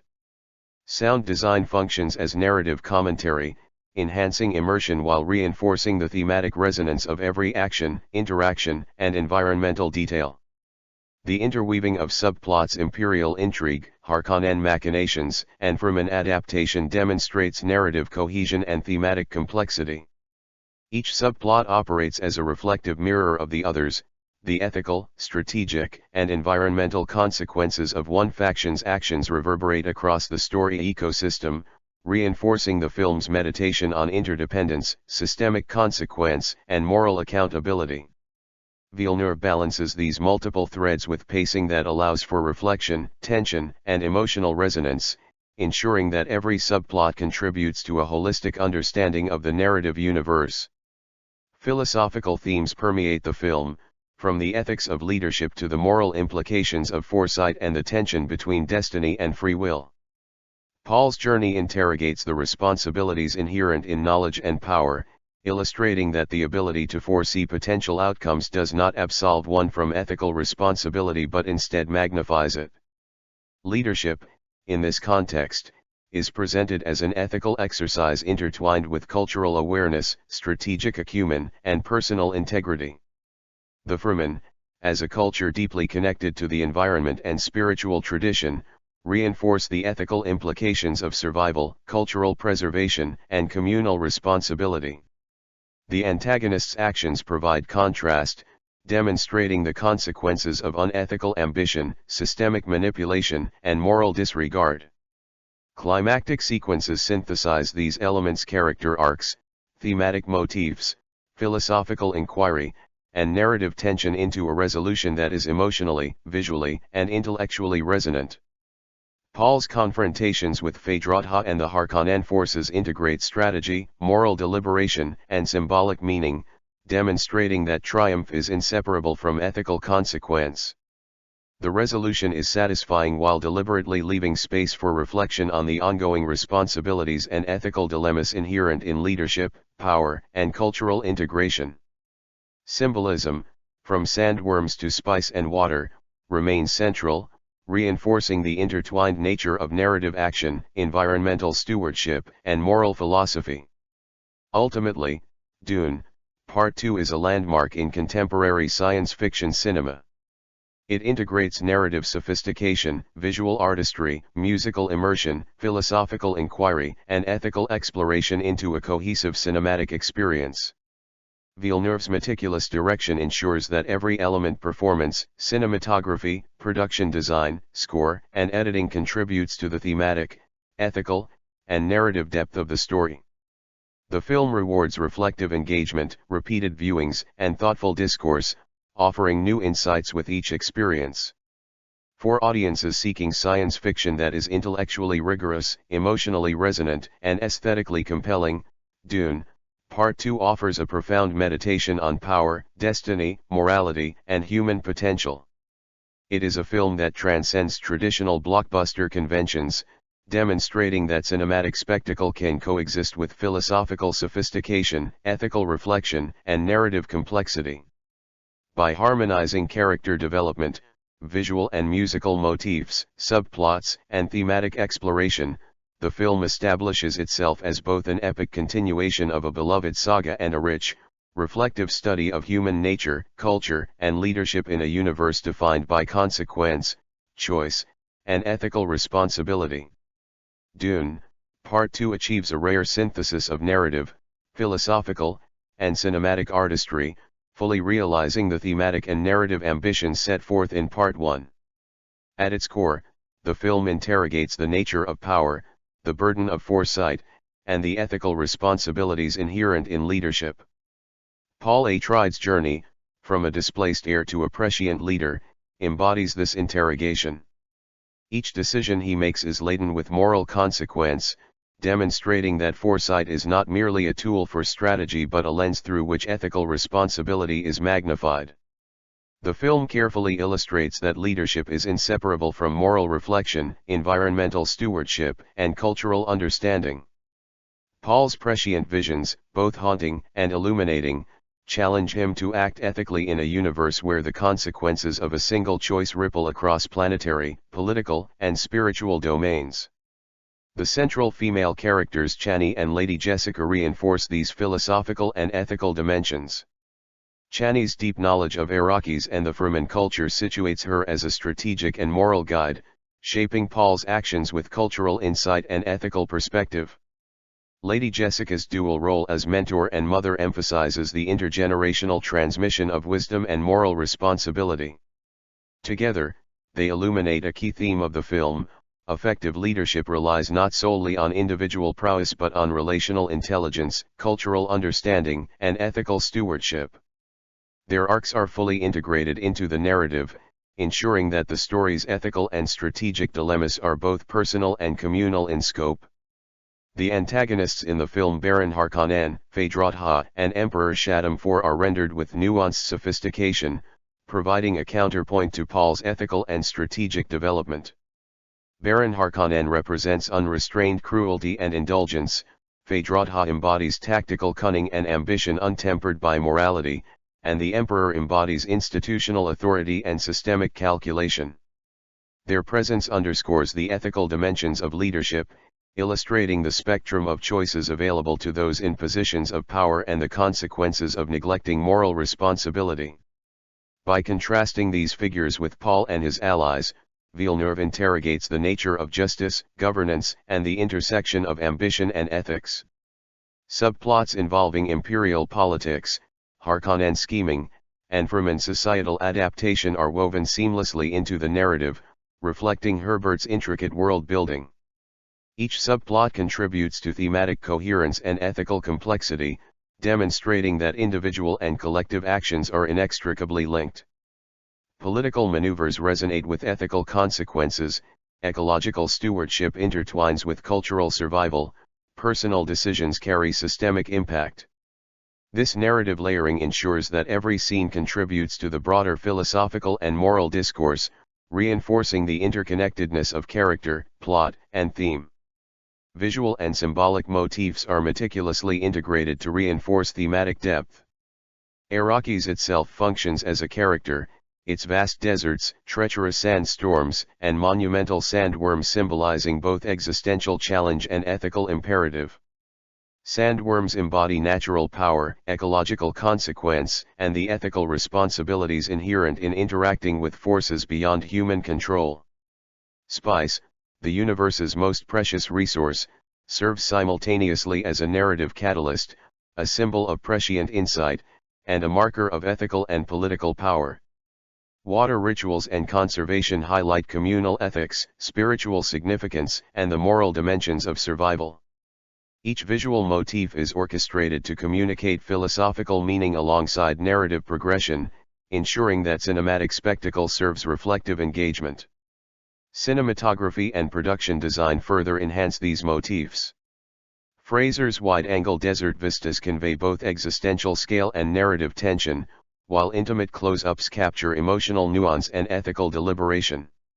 Strategic use of light and shadow communicates moral ambiguity, psychological conflict, and thematic resonance. Costumes, architecture, and props encode cultural, ethical, and narrative information. Fremen still suits symbolize adaptability and cultural cohesion, Harkonnen fortresses exemplify oppressive dominance, and imperial interiors reflect institutional rigidity. Every visual element functions as both aesthetic and philosophical commentary. Hans Zimmer's score operates in tandem with these visual and narrative elements. Unconventional instrumentation, ethereal vocals, and layered rhythms amplify moral and emotional tension, heightening the impact of both action and introspective sequences. Sound design guides audience perception, reinforcing narrative stakes, ethical dilemmas, and thematic motifs. Music becomes a narrative voice in its own right, communicating psychological depth and philosophical resonance. The climactic sequences consolidate narrative, philosophical, and ethical threads. Paul's confrontations with Phaedra and Harkonnen forces integrate strategic brilliance, moral deliberation, and symbolic representation. Victories are nuanced, tempered by loss, ethical consideration, and acknowledgement of long-term consequences. The resolution is both narratively satisfying and philosophically provocative, reinforcing that leadership, foresight, and ethical responsibility are inseparable, and that heroism is defined not by action alone but by the moral deliberation that accompanies it. In totality, Dune, Part 2 exemplifies the pinnacle of modern science fiction cinema. It harmonizes epic spectacle with intimate character study, philosophical inquiry with ethical reflection, and narrative complexity with visual and musical artistry. Villeneuve's direction, combined with exceptional performances, meticulous production design, cinematographic mastery, and Zimmer's immersive score, creates a work that is both intellectually rigorous and emotionally resonant. The film rewards attentive viewing, reflection, and repeated engagement, revealing new layers of ethical, philosophical, and aesthetic insight with each experience.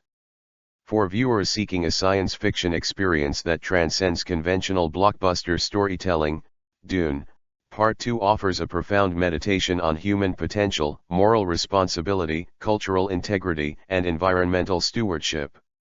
It demonstrates the power of cinema to explore complex ethical and philosophical questions while delivering narrative, visual, and emotional immersion of the highest order. By integrating character development, narrative complexity, visual motifs, musical cues, and thematic sophistication, Dune, Part 2 establishes itself as a landmark achievement in both science fiction and cinematic storytelling, leaving an enduring impact on audiences and setting a benchmark for thoughtful, ethically and philosophically engaged filmmaking. In conclusion, Dune, Part 2 is a masterclass in integrating narrative, philosophy, and cinematic artistry.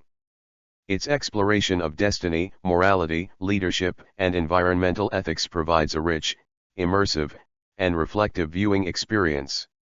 It is a work that challenges, engages, and resonates, cementing its place as an essential contribution to contemporary science fiction cinema and a profound meditation on human responsibility, power, and potential in a universe defined by consequence, choice, and ethical reflection. Dune, Part 2 meticulously constructs a layered narrative where each scene operates simultaneously on multiple planes: plot, character development, philosophical reflection, and ethical inquiry.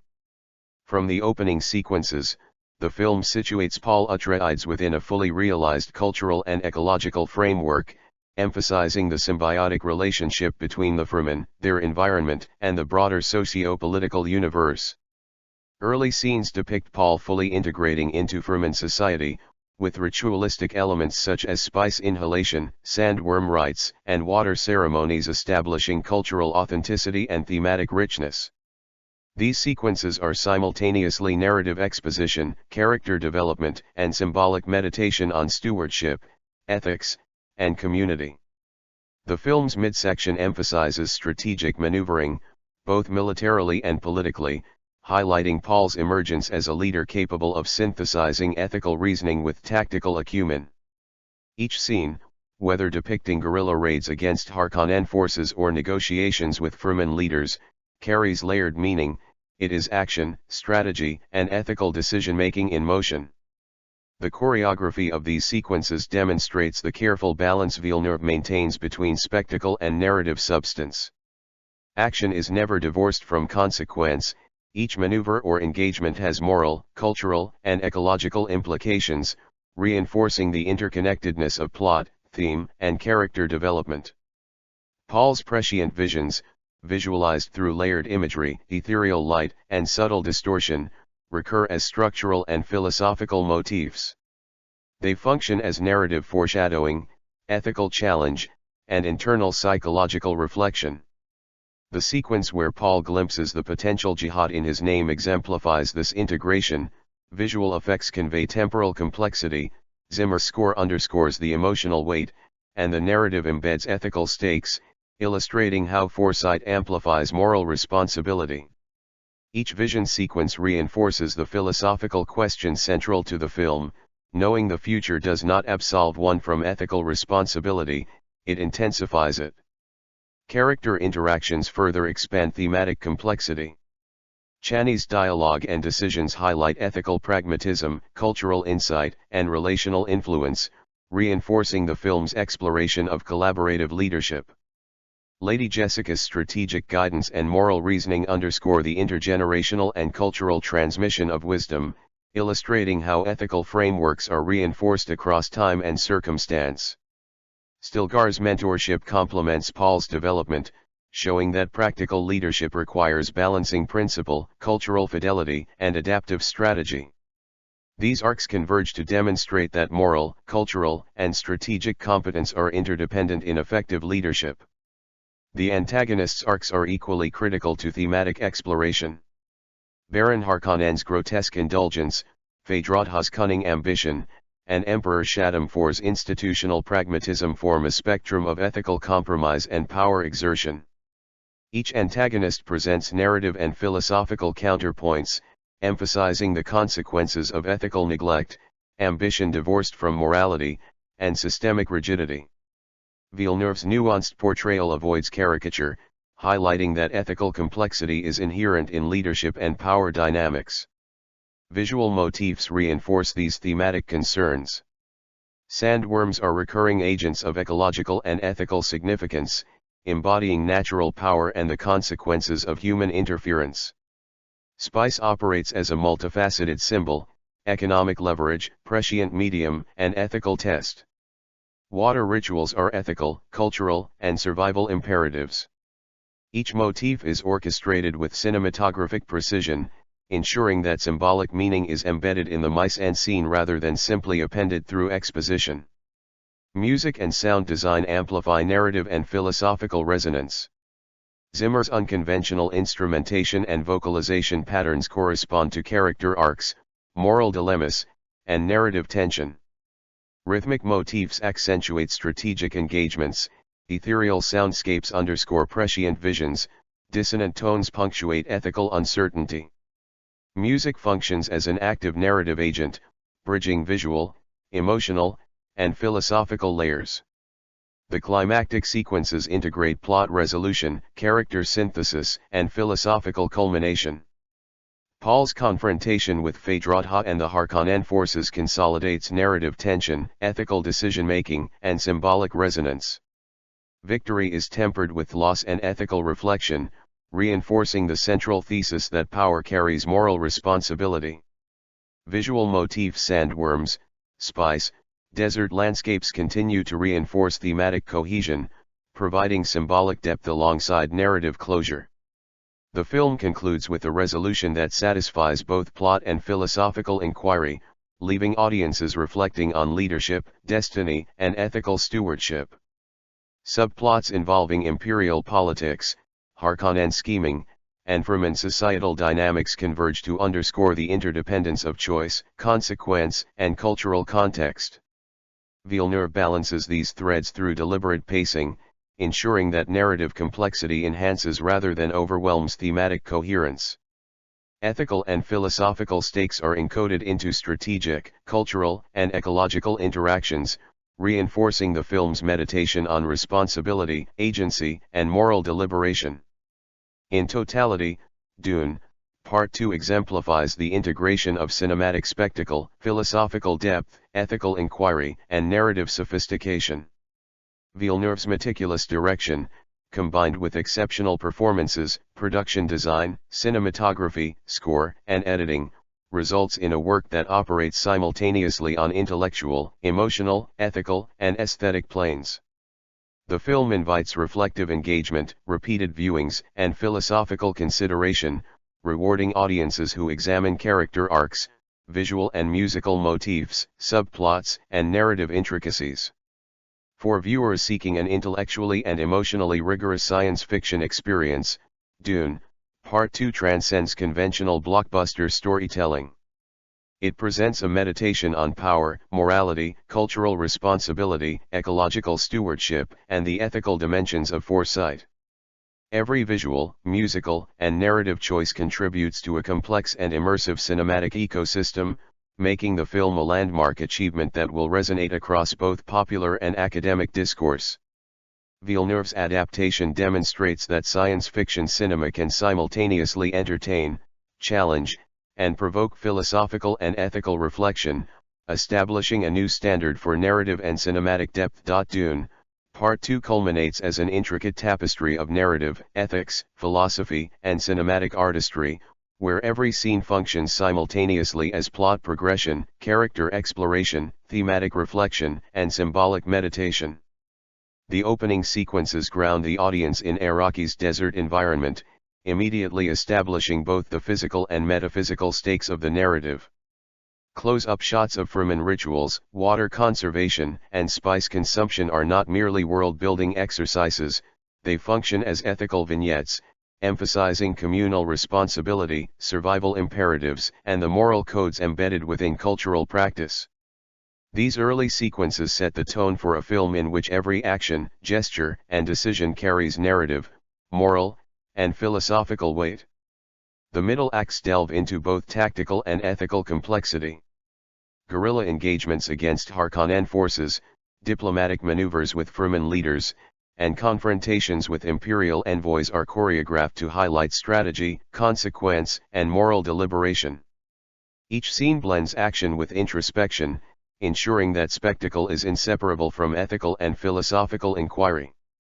When Paul orchestrates the coordinated attacks on Harkonnen positions, the film simultaneously explores leadership, responsibility, and the consequences of calculated risk. Cinematographic choices: wide desert panoramas juxtaposed with tight character frames reinforce the duality of large-scale consequence and intimate moral deliberation. Paul's prescient visions recur as narrative and philosophical anchors. Each vision sequence rendered with layered cinematography, ethereal visual effects, and Zimmer's haunting musical motifs encapsulates both potential futures and moral responsibility. The sequences where Paul sees the potential jihad in his name are particularly poignant, blending narrative foreshadowing with philosophical inquiry. These moments interrogate free will versus destiny, challenging both Paul and the audience to consider how knowledge of possible futures informs ethical choice. The visual distortion, spectral lighting, and layered editing in these sequences reinforce the tension between perception, foresight, and moral responsibility. Chani and Lady Jessica's arcs are interwoven throughout, providing both narrative and philosophical grounding. Chani's intimate knowledge of Arrakis and the Fremen's ethical codes influences tactical and moral decisions, underscoring that leadership is collaborative and culturally informed. Lady Jessica embodies intergenerational wisdom, providing guidance that synthesizes Bene Gesserit discipline, maternal insight, and strategic reasoning. Stilgar's mentorship complements these dynamics, emphasizing ethical pragmatism, loyalty, and culturally grounded decision-making. Together, these characters demonstrate that moral responsibility, strategic acumen, and cultural literacy are inseparable in leadership.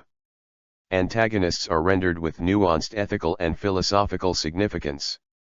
Baron Harkonnen embodies unrestrained cruelty and moral corruption, Phaedratha represents ambition untempered by ethics, Emperor Shaddam IV symbolizes institutional authority and systemic calculation. The contrast between these forces and Paul's ethically guided leadership emphasizes the spectrum of power, consequence, and moral responsibility. Their interactions reveal the consequences of unchecked ambition, the pitfalls of structural rigidity, and the ethical dimensions inherent in the exercise of influence. By integrating antagonists into both action and philosophical discourse, Villeneuve ensures that moral reflection is embedded in every conflict. Visual motifs function as continuous philosophical and narrative commentary. Sandworms symbolize natural power and ethical consequence, spice represents both economic leverage and moral responsibility, and water embodies communal ethics and survival imperatives. These motifs recur throughout key sequences, visually encoding the ethical, spiritual, and ecological stakes of each character's decisions. Cinematography from expansive desert vistas to intimate close-ups and lighting from stark shadows to radiant highlights reinforce these motifs, translating abstract philosophical and ethical concepts into visual language. Zimmer's score, integrated with sound design, serves as both narrative guide and ethical cue. Rhythmic percussion underscores tactical decisions and strategic engagements, while ethereal vocals amplify spiritual reflection and prescient experience. Musical motifs correspond with character arcs, narrative tension, and thematic resonance, reinforcing the interconnectedness of plot, morality, and philosophical inquiry. Sound is not ancillary, it is a narrative and reflective agent, ensuring audience engagement on both sensory and intellectual levels. The climactic sequences consolidate narrative, thematic, ethical, and symbolic threads. Paul's confrontations with Phaedratha and the Harkonnen forces synthesize tactical strategy, ethical deliberation, and symbolic resonance. Triumph is paired with reflection, emphasizing that power and success are inseparable from moral responsibility. Visual, musical, and narrative elements converge to reinforce the ethical, philosophical, and cultural stakes of leadership. These sequences exemplify the film's central thesis, that heroism, foresight, and power must be exercised with ethical mindfulness and awareness of consequence. Subplots, including imperial politics, Harkonnen scheming, and Fremen cultural preservation, are intricately interwoven. Every strategic decision, ecological act, and cultural negotiation has repercussions across multiple narrative layers. Villeneuve balances these threads to maintain narrative clarity while emphasizing the ethical, philosophical, and environmental interconnectedness of actions. The film consistently foregrounds the consequences of choice, demonstrating that leadership and morality are inseparable across personal, cultural, and systemic scales. Ultimately, Dune, Part 2 is a masterclass in cinematic synthesis. It integrates narrative sophistication, philosophical depth, ethical inquiry, visual artistry, musical immersion, and character complexity into a cohesive whole. Every frame, sound cue, character interaction, and symbolic motif reinforces the film's exploration of power, destiny, morality, and human potential. The film invites repeated viewings, reflective engagement, and philosophical discourse, rewarding audiences with ever-deepening insight into its narrative, ethical, and aesthetic dimensions. In conclusion, Dune, Part 2 transcends conventional science fiction, delivering a cinematic experience that is intellectually rigorous, emotionally resonant, and aesthetically immersive. It is a profound meditation on leadership, ethical responsibility, cultural integrity, and environmental stewardship, illustrating the intricate interdependence of personal choice, systemic consequence, and moral deliberation. By harmonizing narrative, visual, musical, and philosophical elements, Villeneuve's adaptation establishes itself as a landmark achievement, demonstrating the full potential of cinema to entertain, challenge, and illuminate the human condition across multiple dimensions. The opening act of Dune, Part 2 immediately situates Paul Atreides within the cultural and ecological framework of the Fremen, emphasizing both narrative and philosophical stakes. The first scenes depict Paul fully immersed in Fremen society, the ritualistic sharing of water, the preparation of still suits, and the initial engagements with sandworms. Each of these sequences serves multiple functions. Narratively, they demonstrate Paul's integration into the Fremen way of life. Philosophically, they foreground the film's meditation on cultural respect, ethical responsibility, and environmental stewardship. Water, portrayed in close-ups and ritualized sequences, becomes more than a resource, it is a symbol of life, communal ethics, and the interdependence of society and environment. The early tactical sequences, including Paul's initial skirmishes against Harkonnen patrols, are choreographed to illustrate strategic intelligence, moral deliberation, and ethical consequence. Every choice in these sequences carries ripple effects. A successful ambush shifts political and military balance, but also raises questions about the moral cost of violence, collateral harm, and leadership responsibility. Villeneuve frames these sequences with wide-angle desert vistas juxtaposed against intimate character close-ups, visually encoding the tension between large-scale consequence and personal moral deliberation. The cinematography ensures that the audience experiences both the grandeur of Arrakis and the intimacy of ethical struggle. Prescient visions recur in early sequences, establishing a continuous philosophical undercurrent. When Paul glimpses potential future conflicts and the jihad that could be waged in his name, the sequences employ layered visual effects, distorted perspectives, and ethereal light to signify temporal complexity. Zimmer's score underscores the gravity of these visions, with haunting vocalizations and ambient resonance reinforcing the weight of foresight. These sequences exemplify the film's central ethical question: how does one act responsibly when knowledge of possible futures imposes an immense moral burden? The middle sequences emphasize collaboration and relational ethics. Chani's tactical guidance, Lady Jessica's strategic counsel, and Stilgar's mentorship demonstrate the integration of cultural knowledge, ethical deliberation, and strategic action. Each scene illustrates the film's thesis that leadership and moral responsibility are not solitary endeavors but require relational and cultural intelligence. Dialogues in these sequences are carefully constructed to reflect ethical reflection, strategic planning, and philosophical meditation on consequence and choice. Antagonistic sequences are equally multilayered. Baron Harkonnen's manipulations, Phaedradha's cunning actions, and Emperor Shaddam IV's imperial interventions are depicted with visual, narrative, and ethical sophistication. Villeneuve avoids binary representations of evil. Instead, he presents the moral, strategic, and systemic consequences of ambition, cruelty, and structural authority. Each antagonistic action reverberates across the narrative, illustrating the interconnectedness of moral, strategic, and ecological outcomes.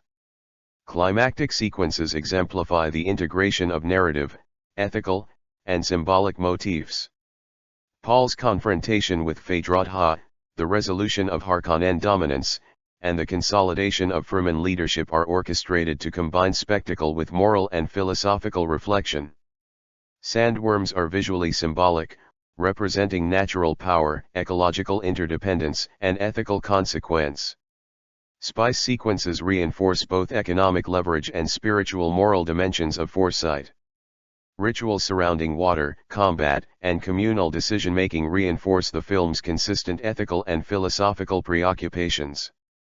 Every sequence, from ritualistic beginnings to climactic battles, is orchestrated to operate simultaneously on narrative, ethical, philosophical, and aesthetic planes. Cinematography, production design, costuming, and musical scoring converge to ensure that visual, auditory, and symbolic elements communicate the full complexity of Herbert's universe. Ethical dilemmas are embedded in action, philosophical inquiry is embedded in character interactions, environmental, cultural, and political stakes are consistently interwoven. The audience experiences the story as a living ecosystem of consequence, reflection, and moral engagement. Ultimately, the micro-level breakdown demonstrates that Dune, Part 2 is not merely a sequel but a fully realized philosophical and narrative exploration. Each scene contributes to character development, ethical discourse, and thematic cohesion. Villeneuve ensures that spectacle serves reflection, that action conveys consequence, and that every visual and musical motif reinforces philosophical inquiry. By the film's conclusion, audiences are left with a comprehensive understanding of leadership, morality, destiny, and cultural responsibility, a reflection of Herbert's thematic depth realized through meticulous cinematic craft.